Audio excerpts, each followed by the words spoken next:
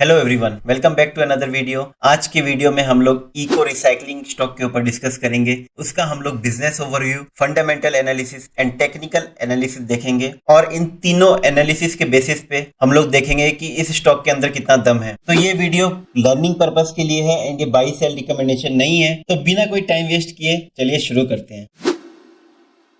Eco recycling India की पहली ई waste management company है जो कि 2005 में एस्टेब्लिश हुई थी। ये इलेक्ट्रॉनिक वेस्ट को इको फ्रेंडली तरीके से रिसाइकिल करती है जिससे कि इन्वायरमेंट पे कम से कम इम्पैक्ट हो। ये इस सेक्टर की इकलौती लिस्टेड कंपनी है। ये reverse logistic, data destruction and IT asset disposition की सर्विस देती है। रिवर्स लॉजिस्टिक में इको रिसाइकलिंग पूरे कंट्री में ई वेस्ट कलेक्शन की सर्विस प्रोवाइड करती है जिसमें कि वो ओल्ड एंड वेस्ट इलेक्ट्रॉनिक को कलेक्ट करके अपने रिसाइकलिंग फैसिलिटी तक पहुंचाती है। फिर वहां पे वो कलेक्टेड वेस्ट को सेग्रीगेट करती है एंड उसके बेसिस पे वो उसको डिसमेंटल या रिसाइकिल करती है। ये ऑन साइट डेटा डिस्ट्रक्शन की फैसिलिटी प्रोवाइड करती है जिसमें ये क्लाइंट के पास जाके उनके डिवाइस से सेंसिटिव डेटा की परमानेंटली डिलीट करती है जिससे कि वो सेंसिटिव डेटा किसी भी तरीके से वापस से रिकवर ना किया जा सके। ये सर्विस उन कंपनीज एंड इंडिविजुअल्स के लिए हेल्पफुल है जो कि अपने पुराने डिवाइसेस को जिसमें कि सेंसिटिव डेटा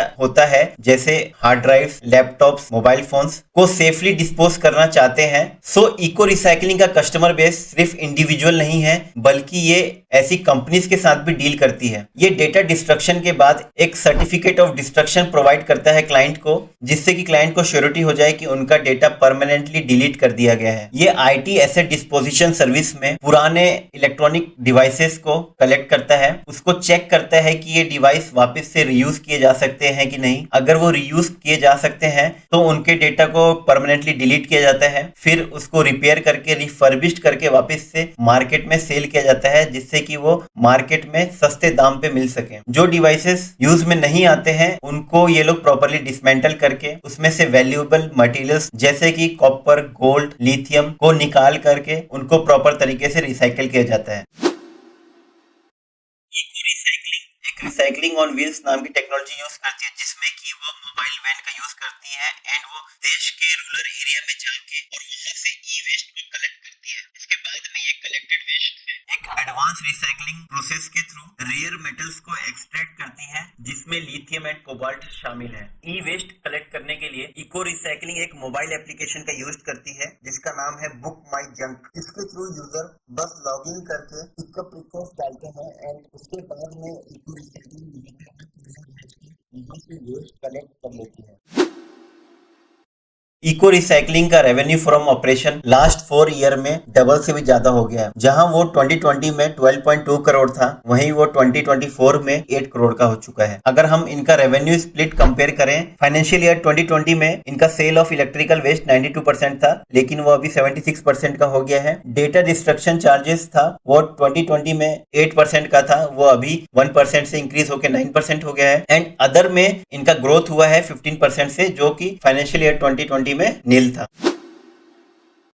इंडिया वर्ल्ड का third largest e waste producer है after China and America. Currently India में 3.2 million tons of e waste generate होता है जो कि 2025 तक 8 मिलियन टन्स तक हो जाएगा और इसमें हर साल 30% से ज्यादा का ग्रोथ हो रहा है। अभी तक ई वेस्ट का इम्प्रॉपर तरीके से डिस्पोजल होता आया था जिससे कि टॉक्सिक केमिकल्स जैसे लीड, मर्करी रिलीज होते हैं और इनसे सॉइल, वाटर एंड एयर का पोल्यूशन होता है। लेकिन इको रिसाइकलिंग इस वेस्ट को प्रॉपर तरीके से रिसाइकिल करता है और इसमें से वैल्यूएबल मेटल्स जैसे कि गोल्ड, कॉपर को एक्सट्रैक्ट करता है, इनको फिर से यूज में लाता है जिससे कि एनवायरनमेंट एंड इकोनॉमी दोनों के लिए बेनिफिशियल होता है। इस इंडस्ट्री की ग्रोथ को गवर्नमेंट रेगुलेशन जैसे ई वेस्ट मैनेजमेंट रूल प्रमोट करते हैं।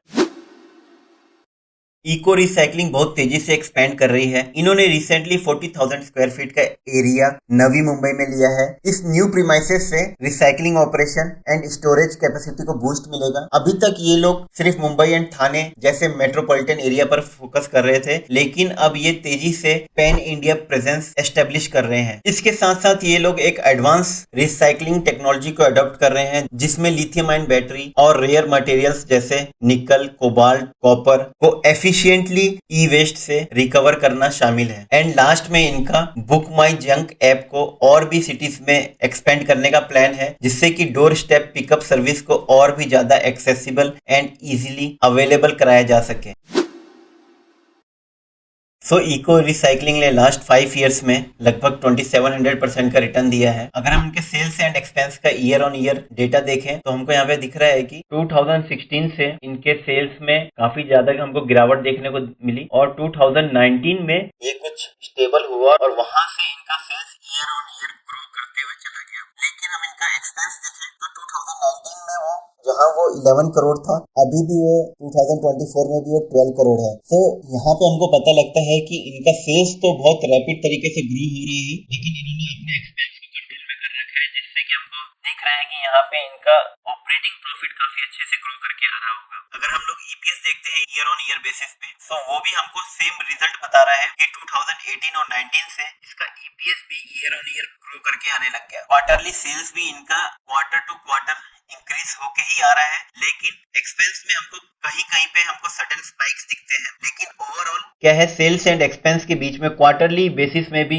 अच्छा खासा गैप हमको दिख रहा है। That means quarterly operating profit भी हमको अच्छा खासा बढ़ के आता हुआ दिख रहा है। वहीं हम इसका क्वार्टरली ईपीएस देखें तो ये भी हमको क्वार्टर टू क्वार्टर ग्रो करते हुए दिख रहा है, लेकिन हमको सेल्स एंड एक्सपेंस के क्वार्टरली ग्राफ में देखने को मिला था कि सडन एक्सपेंस में स्पाइक्स के कारण प्रॉफिटेबिलिटी थोड़ा सा इंपैक्ट हुआ था। तो यहाँ पे भी हमको दिख रहा है कि मार्च 23 में एंड मार्च 24 में थोड़ा सा एक्सपेंस का फिगर ज्यादा आने की वजह से ऑपरेटिंग प्रॉफिट इंपैक्ट हुआ था, और सेम हमको यहाँ पे ईपीएस में भी दिख रहा है। लेकिन ओवरऑल ईपीएस भी यहाँ पे हमको क्वार्टर टू क्वार्टर ग्रो करते हुए दिख रहा है। तो अब हम आ गए हैं स्क्रीनर के ऊपर, और हम लोग अगर देखें सेल्स एंड एक्सपेंस के डेटा को तो दिख रहा है कि काफी अच्छे से सेल्स इंक्रीज करके आ रहा है एंड एक्सपेंस कांस्टेंट बना हुआ है। सो इनके बीच में गैप काफी ज्यादा हमको ग्राफ में दिख रहा था, और उसके बेसिस पे हमको दिख रहा था कि ऑपरेटिंग प्रॉफिट काफी अच्छे से बढ़ के आ रहा होगा। तो यहाँ पे हमको दिख रहा है कि मार्च 24 से किस तरीके से ऑपरेटिंग प्रॉफिट ग्रो करके आ रहा है, एंड हम क्वार्टरली बेसिस पे देखें तो वो और भी अच्छे से हमको ग्रो करते हुए दिख रहा है। यहाँ पे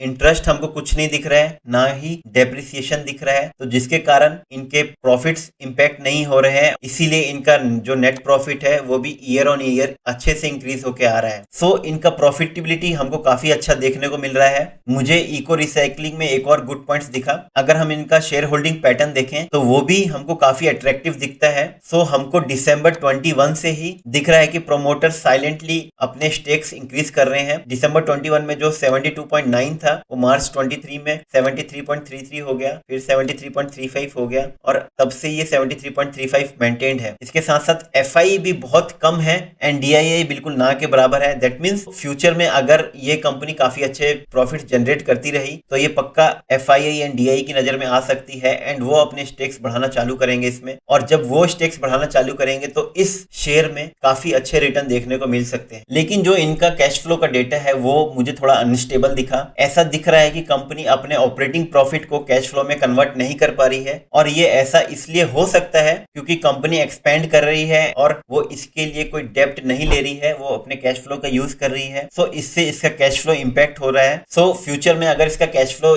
इंप्रूव होता है तो ये कंपनी और भी फाइनेंशियली हेल्दी दिखेगी। तो इसके अगर सारे फंडामेंटल पैरामीटर्स मिला के देखें तो इसका रेटिंग 9.1 निकल के आता है, जो कि काफी अट्रैक्टिव दिख रहा है। और इतनी छोटी कंपनी के लिए जिसका मार्केट कैप ओनली 1700 करोड़ है, इतना अट्रैक्टिव फंडामेंटल रेटिंग आना बहुत ही रेयर दिखता है। तो अब हम लोग आ गए हैं इको रिसाइकलिंग के चार्ट के ऊपर, और हमने वीकली टाइम फ्रेम पे इसको सेट कर दिया है। हमको दिख रहा है कि कंपनी जब से लिस्ट हुई है तब से एक इसने प्राइस रेंज का फॉर्मेशन कर रखा था, और हमको फर्स्ट टाइम दिखा कोरोना के बाद में कि यहाँ पे प्राइस ने एक डब्ल्यू पैटर्न का फॉर्मेशन किया एंड नेकलाइन का ब्रेकआउट दिया, लेकिन यहाँ पे हमको दिखेगा वॉल्यूम आते हुए नहीं दिखा था। तो जनरली हमको देखने को मिलता है कि जो सेकंड लेग का मोमेंटम है वो काफी अच्छे से आता है। तो यहाँ पे हमको मोमेंटम दिख रहा है काफी काफी अच्छे से आया हुआ है, ब्रेकआउट दिया, लेकिन यहाँ ब्रेकआउट कैंडल का वॉल्यूम भी नहीं आया एंड ये पूरे लेग का वॉल्यूम मिसिंग है। तो जैसा जो एवरेज वॉल्यूम चला आ रहा था वही हमको दिख रहा है। तो यहाँ पे हमको वॉल्यूम कंफर्मेशन नहीं मिला, जिसके कारण क्या हुआ, प्राइस ने रिट्रेसमेंट लिया नेकलाइन का और फिर उसके बाद में प्राइस रिट्रेसमेंट लेवल को तोड़ने में काफी ज्यादा टाइम स्पेंड किया। तो ये जनरली इसलिए हुआ क्योंकि वहां पे वॉल्यूम का कंफर्मेशन नहीं मिला। तो वहां पे बायर्स एंड सेलर्स दोनों ही डिलेमा में थे कि प्राइस को ऊपर लेके जाए या नीचे लेके आए। लेकिन जब प्राइस ने इस पॉइंट को टच किया तो वहां से उसको हल्का सा सपोर्ट मिला। उसके बाद से फर्स्ट टाइम हमको वॉल्यूम इंक्रीज होकर आते हुए दिखा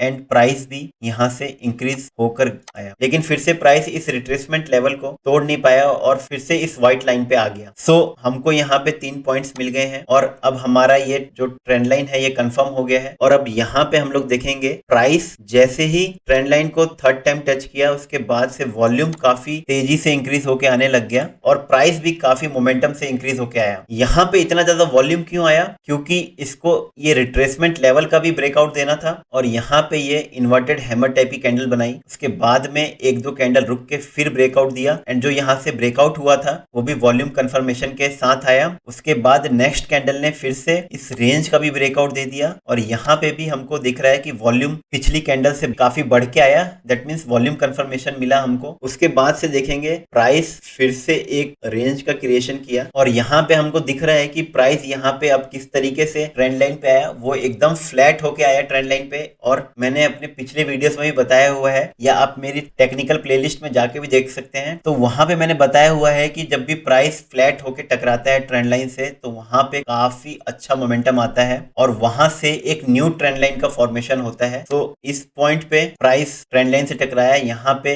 हमको एक ट्रेंड रिवर्सल पैटर्न दिख रहा है जो कि बुलिश एनगल्फिंग पैटर्न बना रहा है ट्रेंड लाइन पे। उसके बाद से नेक्स्ट कैंडल ने बुलिश एनगल्फिंग कैंडल का भी ब्रेकआउट दिया एंड रेंज का भी ब्रेकआउट दिया एंड ये ब्रेकआउट कैसा आया, फिर से ये वॉल्यूम के साथ में आया। देन उसके बाद में प्राइस ऊपर की तरफ गया, यहाँ पे हमको दिख रहा है वॉल्यूम का कंफर्मेशन भी आया और यहाँ से अब प्राइस ने एक न्यू ट्रेंड लाइन का फॉर्मेशन किया है। यहाँ हमको दिख रहा है प्राइस जब नीचे आया ट्रेंड लाइन पे तो वॉल्यूम डिक्रीज होके आया, दैट मींस ये एक रिट्रेसमेंट था और इसने इस ट्रेंड लाइन का हमको दिख रहा है ये जो 3 कैंडल है इसने किस तरीके से सपोर्ट लिया और इसने यहाँ पे फिर से 3 candle stick trend reversal pattern बनाया। इसको भी मैंने अपने टेक्निकल प्लेलिस्ट में समझाया हुआ है, तो आप वहां से एक्सप्लोर कर सकते हैं। उसके बाद प्राइस ऊपर गया एंड हमको वॉल्यूम का भी सपोर्ट देखने को मिला। प्राइस ने उसके बाद यहाँ इस लेवल का रेजिस्टेंस लगाया, रेजिस्टेंस के बाद नेक्स्ट कैंडल जो है वो हैमर टाइप की बनी और यहाँ पे हमको दिख रहा है कि एक सपोर्ट जोन है। तो ऊपर रेजिस्टेंस दिख रहा है, नीचे सपोर्ट दिख रहा है और प्राइस अभी ट्रेंड लाइन के पास में है। अब यहाँ से हमको नेक्स्ट क्या लग रहा है, प्राइस किस तरीके से बिहेव कर सकता है। तो यहाँ से हमको 2 पॉसिबिलिटी दिख रही है। फर्स्ट है प्राइस फिर से ट्रेंड लाइन के पास में जाके एक ट्रेंड रिवर्सल पैटर्न बनाए, फिर इस रेजिस्टेंस के पास में जाए, वहां पे 1-2 कैंडल वेट करे, फिर वॉल्यूम के साथ ब्रेकआउट दे, फिर रिट्रेसमेंट ले और फिर ऊपर की तरफ चले जाए। सेकंड पॉसिबिलिटी में हमको क्या लग रहा है कि प्राइस इस ट्रेंड लाइन का ब्रेकडाउन दे दे वॉल्यूम के साथ, फिर इस लेवल का रिट्रेसमेंट ले, फिर नीचे की तरफ आ जाए और हमको लास्ट टाइम यहाँ पे एक सपोर्ट जोन देखने को मिला था, तो हो सकता है प्राइस इस सपोर्ट जोन पे आ जाए। सो फ्रेंड्स, होप करता हूँ कि आपको आज का एनालिसिस इको रिसाइकलिंग पे अच्छा लगा होगा। आपने अभी तक इस चैनल को सब्सक्राइब नहीं किया है तो आप इसको सब्सक्राइब कर लीजिए, जिससे कि आपसे ऐसे नए stocks and detailed analysis miss ना हो। आपको अगर ये वीडियो अच्छा लगा हो तो आप इसको लाइक भी कर सकते हैं और कमेंट कर सकते हैं कि आपको इस वीडियो का कौन सा पार्ट सबसे अच्छा लगा। तो मैं हूँ सुमित ओझा, मिलते हैं नेक्स्ट वीडियो में, तब तक के लिए जय हिंद, जय भारत।